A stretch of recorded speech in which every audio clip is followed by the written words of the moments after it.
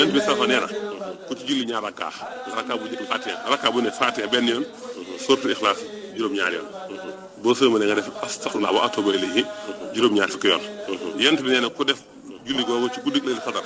suñu borom jéggal la say bàkkaar jéggal sa ñaari waajur yebal ay malaaka ñu dem ci àjjana di la fa jëmbatal ay garab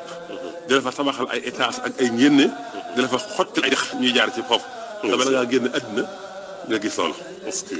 yonent yàlla Moussa xam nee na suñu borom dama laa bëgg a jege yonent bi sallallahu alayhi wa sallam ne ko suñu borom ne ko ñu bëgg a jege daal mooy ki yeewu guddi Laylatul Qadr di ma jaamu mu ne ko damaa bëgg sa yërmaande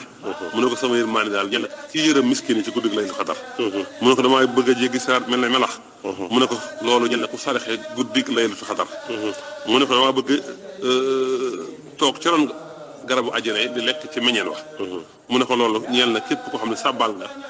guddi Laylatul Qadr wax nga ci subhanallah daal ne ko damaa bëgg mucc sawara yonent yàlla Musaa wax loolu mu ne ko mucc sawara nga defal naa ko ñi jéggalul yaa ñi may jéggalu guddi Laylatul Qadr mu ne ko damaa bëgg sa ngërëm mu ne ko sama ngërëm def naa ko ci képp koo xam ne jug nga ci guddi Laylatul Qadr julli ci ñaar rakka suñ ko sax ci gàttal guddi Laylatul Qadr guddi la dañ ciy ubbi mënta asamaan si amul benn jaam bu ci julli du kabaar gu ne yàlla jëmatul ko sa ak garab ci àjjana garab goo xam ne nag nit mën naa war moyen de transport dox ci kër gi daw ci kër gi ju téeméeri at te du jeexal kër gi waaw